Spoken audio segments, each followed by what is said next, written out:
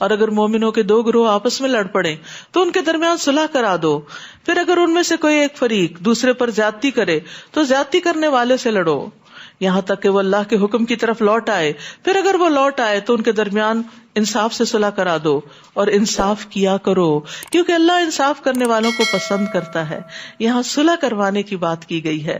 صلح کروانا اللہ تعالیٰ کی پسند کا صدقہ ہے جو کوئی کرے. رسول اللہ صلی اللہ علیہ وسلم نے فرمایا کیا میں تمہیں ایسے صدقے کے بارے میں نہ بتاؤں جس کے مصرف کو اللہ تعالیٰ بہت پسند کرتے ہیں؟ تم لوگوں کے درمیان صلح کروا دیا کرو. یہ ایسا صدقہ ہے کہ اللہ تعالیٰ اس کے مصرف کو پسند کرتے ہیں, اس کا کرنا پسند کرتے ہیں. انما المؤمنون اخوہ فاصلحوا بین اخویکم واتقوا اللہ لعلکم ترحمون.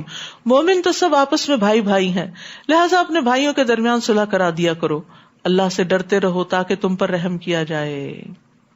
یہاں سے پتہ چلتا ہے کہ دینی بھائی چارہ نسبی بھائی چارے سے زیادہ مضبوط ہے, خون کے رشتوں سے زیادہ مضبوط ہے ایمان کا رشتہ. اسی لیے مومنوں کو آپس میں اخوہ کہا گیا ہے. ایک اور حدیث میں بھی آتا ہے مومن مومن کا آئینہ ہے اور مومن مومن کا بھائی ہے. اس کے مال کا نقصان ہوتا ہو تو بچاؤ کرتا ہے, اس کی غیر موجودگی میں اس کی عزت کی حفاظت کرتا ہے, یعنی اس کے خلاف کوئی بات کرے تو وہ ڈیفینڈ کرتا ہے. یا ایھا الذین آمنوا لا یسخر قوم من قوم عسى ان یکونوا خیرا منہم ولا نساء من نساء عسى ان یکن خیرا منہن. اے ایمان والو, تمہارا کوئی گروہ دوسرے گروہ کا مذاق نہ اڑائے. ہو سکتا ہے وہ مذاق اڑانے والوں سے بہتر ہوں یعنی اللہ کی نگاہ میں, اور نہ ہی عورتیں دوسری عورتوں کا مذاق اڑائیں, ہو سکتا ہے کہ وہ ان سے بہتر ہوں.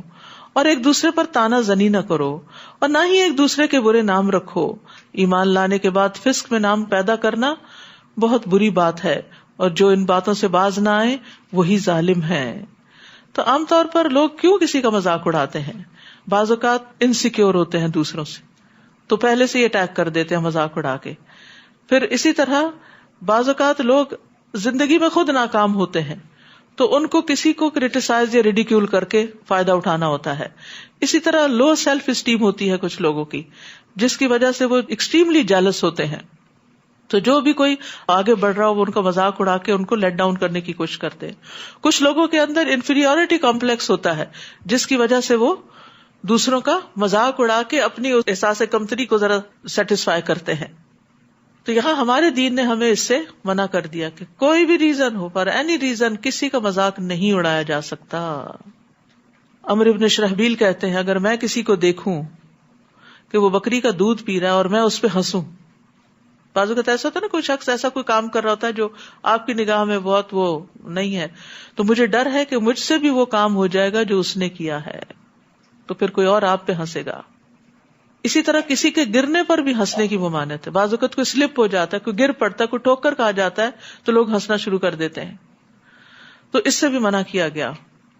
حضرت عائشہ کے سامنے ایسے ہی کچھ نوجوان ہنس رہے تھے, آپ نے پوچھا تو کہا فلاں آدمی خیمے کی رسی سے گر گیا تو اس کی آنکھ یا گردن جاتے جاتے بچی ہے. حضرت عائشہ نے فرمایا مت ہنسو, کیونکہ میں نے رسول اللہ صلی اللہ علیہ وسلم سے سنا ہے, آپ نے فرمایا جس مسلمان کو کوئی کانٹا یا کانٹے سے بڑھ کر کوئی چیز لگ گئی ہو تو اس کے بدلے اس کے لیے ایک درجہ لکھا جاتا ہے اور اس کے ذریعے اس کا گناہ مٹا دیا جاتا ہے. اگر وہ گرا تھا تو اس کے تو درجے بلند ہوئے اور تم اس پہ ہنس رہے ہو.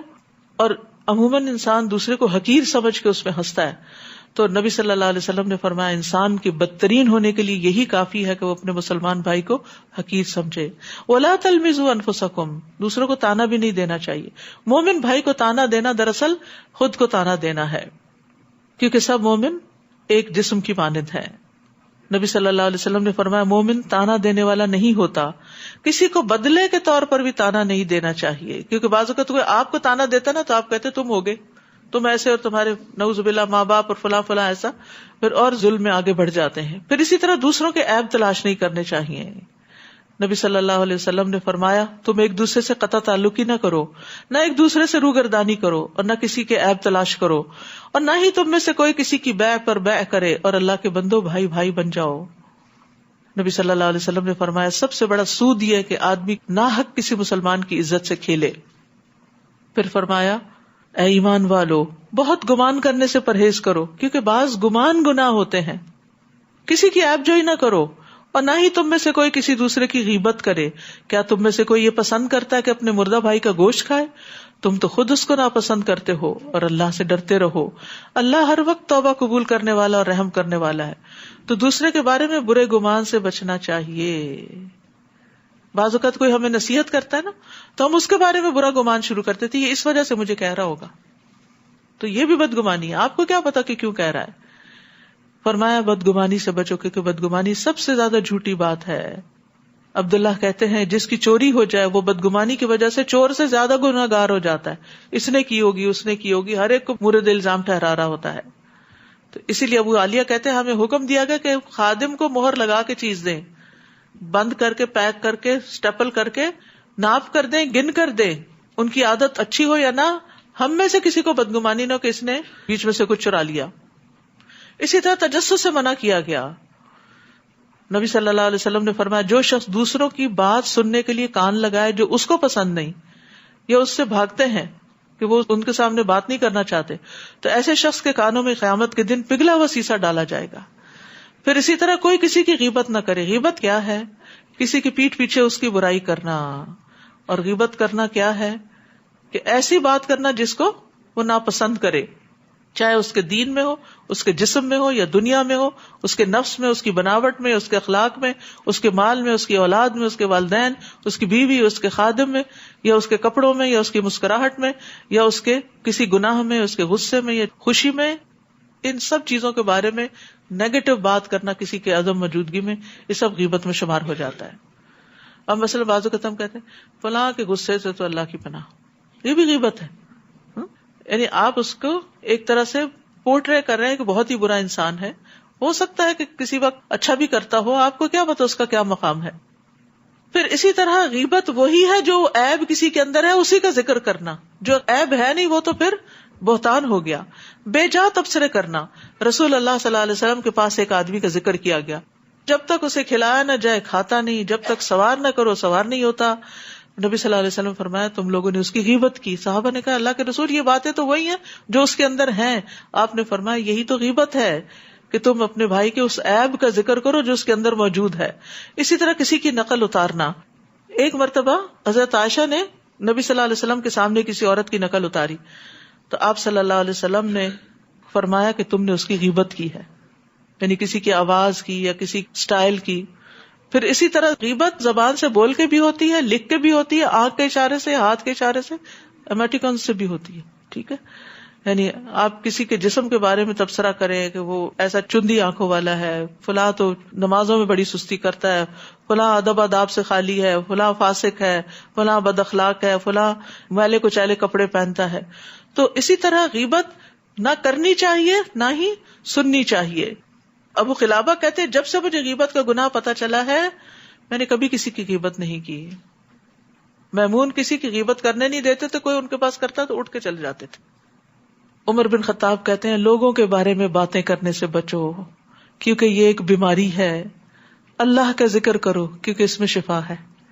لوگوں کی باتیں نہ کرو، اس میں کوئی نہ کوئی غیبت ہو جائے گی، لیکن اللہ کا ذکر کرو گے تو تمہارے دل ٹھنڈے رہیں گے. عمر بن عبید سے کہا گیا فلاں آدمی نے آپ کے بارے میں اتنی عیب جوئی کی کہ ہمیں آپ پر رحم آنے لگا. تو انہوں نے کہا اس سے بچو اور اس پر رحم کھاؤ، یعنی اس کو باتیں کرنے کا موقع نہ دو. یا ایھا الناس انا خلقناکم من ذکر و انثی، اے لوگوں ہم نے تمہیں ایک مرد اور ایک عورت سے پیدا کیا اور تمہاری ذاتیں اور قبیلے اس لیے بنائے تاکہ تم ایک دوسرے کو پہچان سکو، ورنہ اللہ کے نزدیک سب سے زیادہ قابل عزت وہی ہے جو تم میں سب سے زیادہ پرہیزگار ہو. یہ اوپر والی ساری اخلاقی برائیوں سے بچتا ہو تو وہ متقی ہوگا. بلا شبہ اللہ سب کچھ جاننے والا اور باخبر ہے.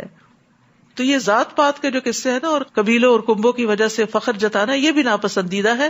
عزت کسی خاص قبیلے یا کلان سے ہونے کی وجہ سے نہیں ہوتی، عزت ہوتی ہے اللہ کے ہاں تقویٰ کی وجہ سے.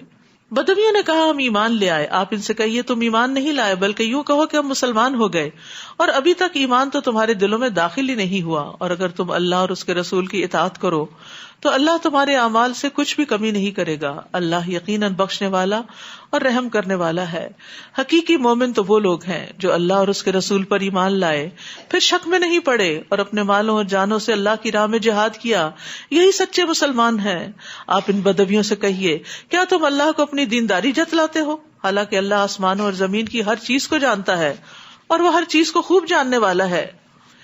وہ آپ پر احسان جتاتے ہیں کہ وہ اسلام لائے. آپ ان سے کہیے اپنے اسلام کا مجھ پہ احسان مت جتاؤ، بلکہ اللہ نے تم پر احسان کیا کہ تمہیں ایمان کی ہدایت دے دی، اگر فی الواقع تم اپنی بات میں سچے ہو. ان اللہ یعلم غیب السماوات والارض واللہ بصیر بما تعملون. اللہ آسمانوں اور زمین کی سب پوشیدہ چیزوں کو جانتا ہے اور جو کچھ تم کر رہے ہو اللہ اس کو دیکھ رہا ہے. سورۃ قاف.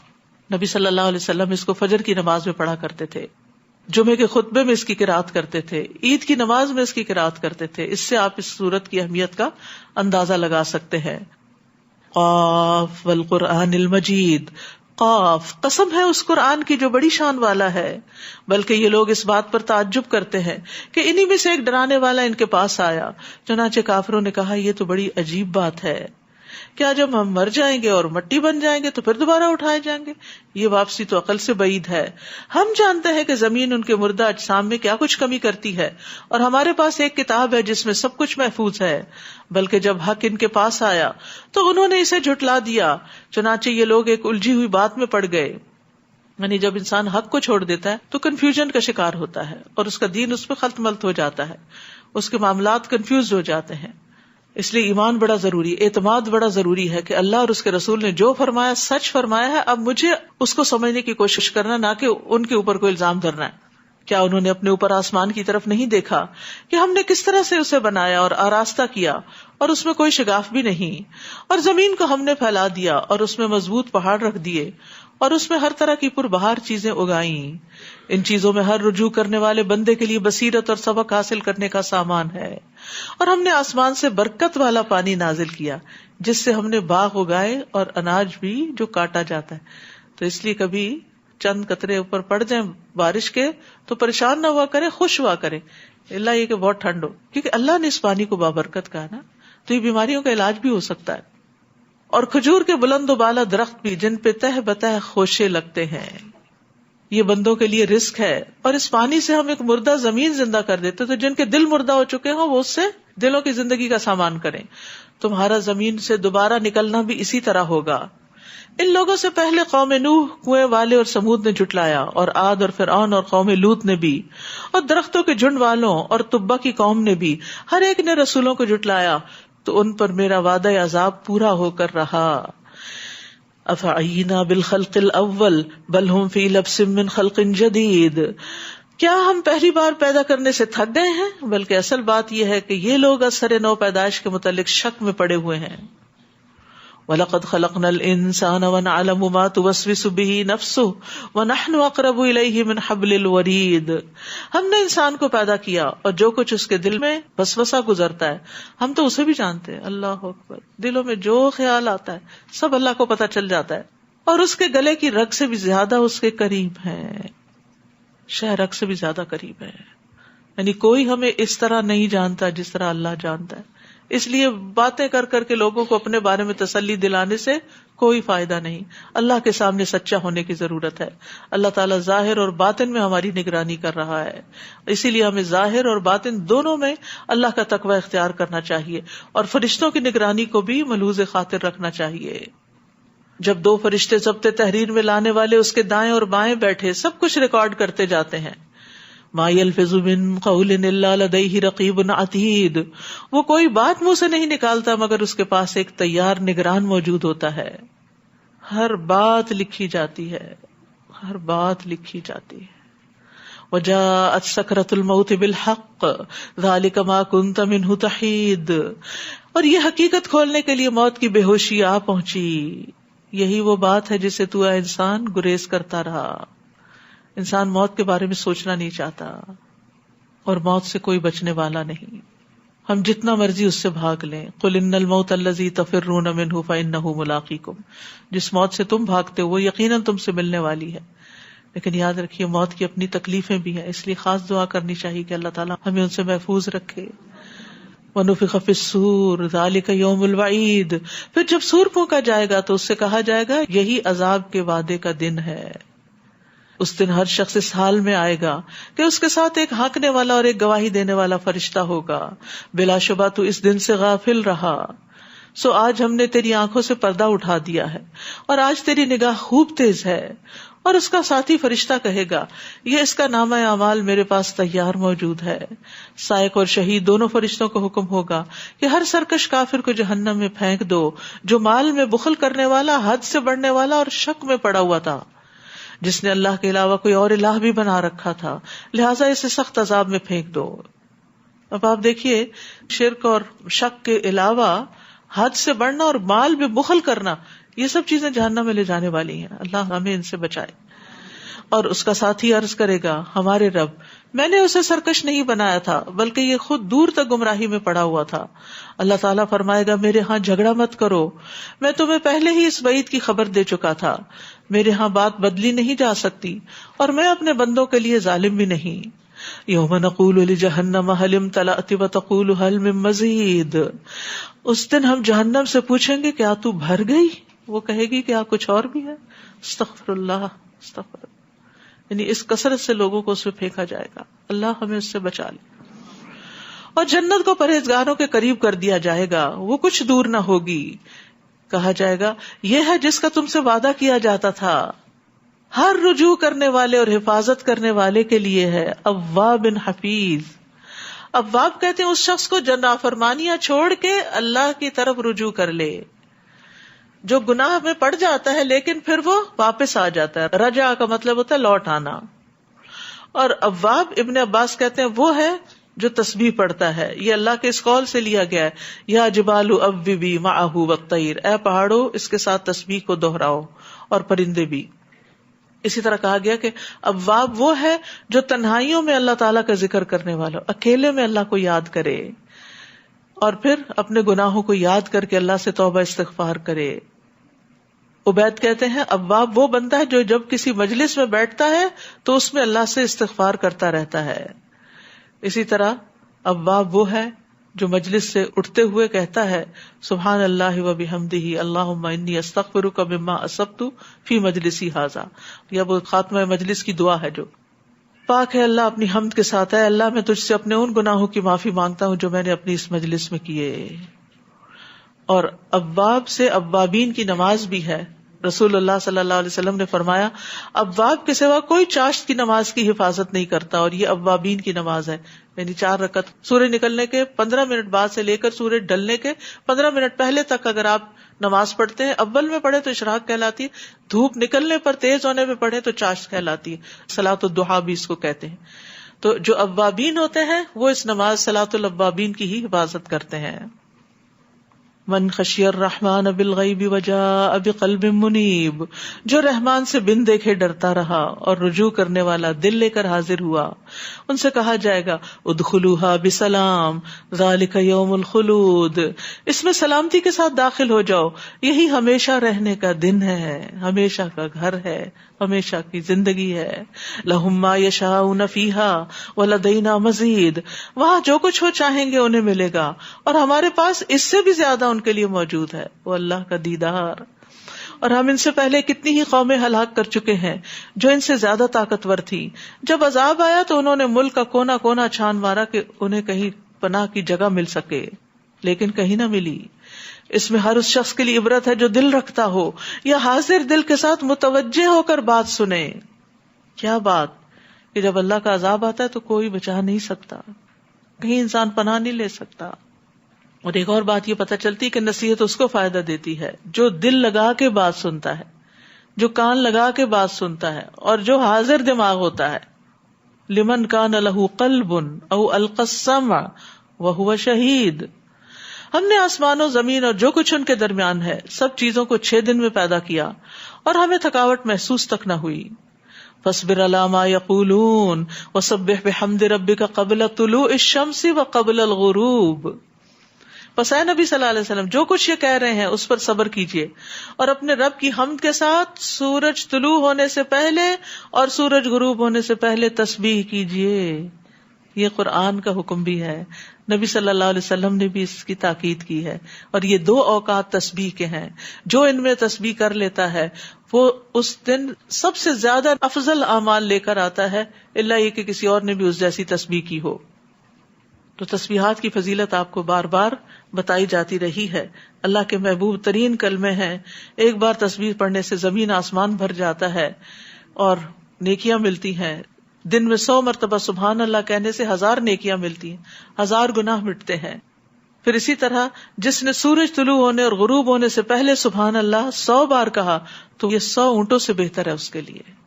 یقین کریں کہ 2 منٹ سے زیادہ شاید آپ کے نہ لگے. سبحان اللہ سبحان اللہ سبحان اللہ 100 دفعہ. چھوٹا عمل ہے، بہت بڑی جزا ہے، لیکن ہم اس وقت کاموں میں، باتوں میں، سوشلائزنگ میں اتنے مصروف ہوتے ہیں. اب جیسے مسجدوں میں افطاریاں ہو رہی ہوتی ہیں کہ افطار سے پہلے کیا ہو رہا ہوتا ہے؟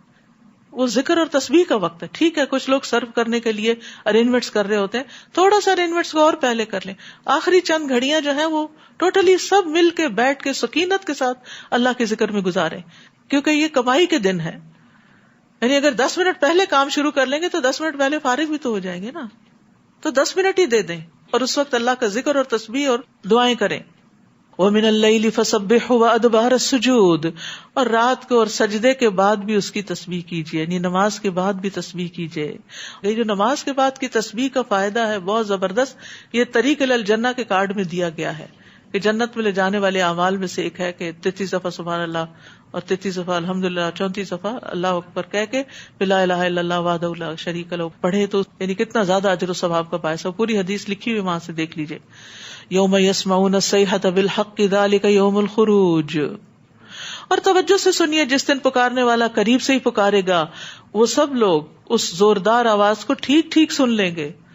یعنی سور کی آواز کسی سے چھپی نہیں رہ جائے گی. یہ الارم نہیں ہے کہ جس کو آج آپ نے سنا نہیں تو اٹھ نہ پائے. یہی زمین سے دوبارہ نکلنے کا دن ہوگا. بلا شبہ ہم زندہ کرتے ہیں اور ہم ہی مارتے ہیں اور ہماری ہی طرف لوٹ کر آنا ہوگا. جس دن زمین ان پر سے پھٹ جائے گی اور وہ جھٹ پٹ نکل کھڑے ہوں گے. یہ اس طرح جمع کرنا ہمارے لیے بہت آسان ہے. یہ جو کچھ کہہ رہے ہیں ہم اسے خوب جانتے ہیں. آپ ان پر جبر تو نہیں کر سکتے. لہٰذا اس قرآن کے ذریعے ہر اس شخص کو نصیحت کیجیے جو میرے عذاب کے وعدے سے ڈرتا ہے. ہر شخص کو جو عذاب سے ڈرتا ہو نصیحت اس کو فائدہ دے گی. سورۃ الذاریات، بسم اللہ الرحمن الرحیم. والذاریات ذروا فالحاملات وقرا فالجاریات یسرا. ان ہواؤں کی قسم جو گرد و غبار اڑائے پھرتی ہیں، آندیاں، پھر ان کی جو بادلوں کا بوجھ اٹھانے والی ہیں. سبحان اللہ. کچھ نے ہلکی ڈسٹ اٹھا لی اور کچھ نے بھاری بادل اٹھا لیے، اور پھر ان کی جو آہستہ آہستہ چلتی ہیں، خراما خراما. پھر ان کے جو ایک بڑے کام کو تقسیم کرنے والی ہیں، یعنی بارش کو، کیونکہ وہ بادلوں کو اس خاص سمت میں لے جاتی ہیں جہاں بارش برسنی ہو. کہ جس بات کا تم سے وعدہ کیا جاتا ہے وہ سچا ہے اور انصاف کا دن ضرور واقع ہوگا. یعنی جس رب نے یہ ہوائیں بنائی جو تمہیں دکھائی نہیں دیتی لیکن ان کے کام نظر آ رہے ہیں، تو وہی رب قیامت کے دن بھی تمہیں اٹھا لے گا. قیامت کا دن ضرور واقع ہوگا. والسماء ذات الحبک. راستوں والے آسمان کی قسم، تم آخرت کے بارے میں مختلف قسم کی باتیں کرتے ہو. اس قیامت سے وہی بہکایا جاتا ہے جو پہلے سے بہکایا گیا ہے. وہم و قیاس کرنے والے مارے گئے، یعنی جو آخرت کے بارے میں قیاس آرائیاں کرتے ہیں. جو بے ہوشی میں پڑے غافل بنے ہوئے ہیں پوچھتے ہیں جزا و سزا کا دن کب ہوگا. جس دن یہ لوگ آگ پر تپائے جائیں گے اور کہا جائے گا اپنے جلنے کے عذاب کا مزہ چکھو، یہی وہ عذاب ہے جس کے لیے تم جلدی مچاتے تھے. ان المتقین فی جنات وعیون آخذین ما آتاہم ربہم انہم کانوا قبل ذلک محسنین. بلا شبہ پرہیزگار اس دن باغوں اور چشموں میں ہوں گے. جو کچھ ان کا رب انہیں دے گا وہ لے رہے ہوں گے. ان کا رب انہیں دے گا. اللہ اکبر. اب دیکھیں نا کہ کوئی شخص آپ کو کچھ دیتا تو آپ کو کچھ خوشی ہوتی، کوئی اور دیتا تو آپ کو زیادہ خوشی ہوتی. رب جب خود دے گا تو کیا عالم ہوگا. وہ اس دن کے آنے سے پہلے محسنین تھے، نیکوکار تھے. محسنین کون ہوتے ہیں؟ کانوا قلیلا من اللیل ما یہجعون، جو رات کو کم ہی سویا کرتے ہیں. اللہ اکبر. اللہ ہمیں ان لوگوں میں سے بنا لے جن کی راتیں عبادت میں گزرتی ہوں. ہمارے لیے ہماری تھوڑی نیند بھی پوری ہو جائے. یعنی وہ اپنی نیند اور آرام پر عبادت کو ترجیح دیتے ہیں، قیام کی تکلیف کو برداشت کرتے ہیں. تھوڑا سا سوتے ہیں پھر عبادت کے لیے اٹھ کھڑے ہوتے ہیں. تو اگر سارا سال نہیں تو کم از کم تراویح میں تو ضرور کر لیں. اللہ تعالیٰ کیا پتا اس کی وجہ سے باقی سال بھی توفیق دے دے. داؤد علیہ السلام بہترین انداز میں رات کے اوقات کو مینج کرتے تھے. وہ آدھی رات تک سوتے، پھر تہائی نماز پڑھتے، پھر رات کے چھٹے حصے میں سو جاتے. اور ایک دوسرے کو بھی اٹھانا چاہیے، شوہر بیوی کو، بیوی شوہر کو. نبی صلی اللہ علیہ وسلم نے ان کے لیے رحمت کی دعا کی ہے. بہرحال اوور آل سونے اور جاگنے میں اعتدال اختیار کرنا چاہیے، جو اس کتاب سے آپ کو کافی پتہ چلا ہوگا. اور اللہ تعالیٰ نے بہت بر وقت اس کا انتخاب کروایا اور اس کو حرز جان بنائے. بعد میں بھی بھول جائے باتیں تو ان کو پڑھتے رہیں. اور سحری کے وقت مغفرت مانگا کرتے تھے. اس کا بھی آج کل موقع ہے، سحری بناتے ہوئے بھی استغفار پڑھتے رہیں زیر لب. اور ان کے اموال میں مانگنے والوں اور نہ مانگنے والوں دونوں کا حق ہے. یعنی صدقے میں ان کو بھی دیتے ہیں جو مانگتے ہیں اور ان کو بھی جو نہیں مانگتے. اور یقین کرنے والوں کے لیے زمین میں بہت سی نشانیاں ہیں اور خود تمہارے اپنے اندر بھی. پھر کیا تم غور سے نہیں دیکھتے؟ اور آسمان میں تمہارا رزق ہے اور وہ کچھ بھی جس کا تم سے وعدہ کیا جاتا ہے. بس آسمان اور زمین کے رب کی قسم، یہ بات ایسے ہی ہے ایک حقیقت جیسے تمہارا بولنا ایک حقیقت ہے. یعنی قیامت کا آنا بھی اتنا ہی سچا ہے اور پھر رزق بھی مقرر ہو چکا ہے. هل اتاک حدیث ضیف ابراہیم المکرمین، اے نبی صلی اللہ علیہ وسلم کیا آپ کے پاس ابراہیم کے معزز مہمانوں کی بات بھی پہنچی؟ جب وہ ابراہیم کے پاس آئے اور کہا آپ کو سلام ہے تو انہوں نے سلام کا جواب دیا اور خیال کیا کچھ اجنبی سے لوگ ہیں. پھر وہ چپکے سے اپنے گھر والوں کے پاس گئے اور ایک موٹا تازہ بھنا ہوا بچڑا لے آئے. یہاں یہ چپکے سے کیوں کہا گیا؟ پوچھنے کی نہیں ضرورت اور مہمان کو جتلانے کی بھی ضرورت نہیں اور بتانے کی بھی نہیں. خاموشی سے ہی سروس دیجیے، کیونکہ بعض اوقات مہمان کے سامنے ہی اتنی آوازیں بلند ہونے لگتی ہیں لوگوں کی، یہ لے آؤ وہ لے آؤ، وہ اوور ویلڈ ہو جاتا ہے اور پریشان ہو جاتا ہے اور وہ پھر صحیح سے کھا بھی نہیں سکتا. تو مہمان کو سنائے بغیر سامان ضیافت لانا چاہیے، آرام سے سکون کے ساتھ. اور یہ مہمان کے اکرام کا حصہ ہے، کیونکہ مہمان کو اگر پتا چل جائے کہ کیا کیا پردے کے پیچھے ہو رہا ہے تو یہ پھر مہمان کے لیے بڑی گراں بات ہوتی ہے اور اس کو شرم آنے لگتی ہے. اور بعض اوقات یہ کہا جاتا کہ آپ یہیں بیٹھے میں آپ کے لیے کچھ لے کے آتی ہوں. تو ابراہیم علیہ السلام نے یہ بھی نہیں کہا. ٹھیک ہے، یعنی کوئی بھی ایسی بات نہ کی جائے جس میں مہمان کو شرمندگی محسوس ہو. بس سمپل سا فارمولا ہے. اور اسے ان کے سامنے پیش کیا اور پوچھا تم کھاتے کیوں نہیں؟ پھر اپنے دل میں ان سے خوف محسوس کیا. وہ کہنے لگے ڈرو نہیں. پھر انہوں نے ابراہیم کو ایک علم والے لڑکے کی خوشخبری دی. پھر اس کی بیوی بھی چلاتی ہوئی آگے بڑھی. اس نے اپنا منہ پیٹا اور کہنے لگی ایک تو بڑھیا دوسرے بانج. قالوا كذلك قال ربك انه هو الحكيم العليم. وہ کہنے لگے تمہارے رب نے یوں ہی فرمایا ہے، بلا شبہ وہ بڑا حکمت والا، سب کچھ جاننے والا ہے. اللہ ہمیں بھی علم اور حکمت عطا فرمائے. وآخر دعوانا ان الحمد للہ رب العالمین. سبحانک اللہم وبحمدک اشہد ان لا الہ الا انت استغفرک واتوب الیک. السلام علیکم ورحمۃ اللہ وبرکاتہ.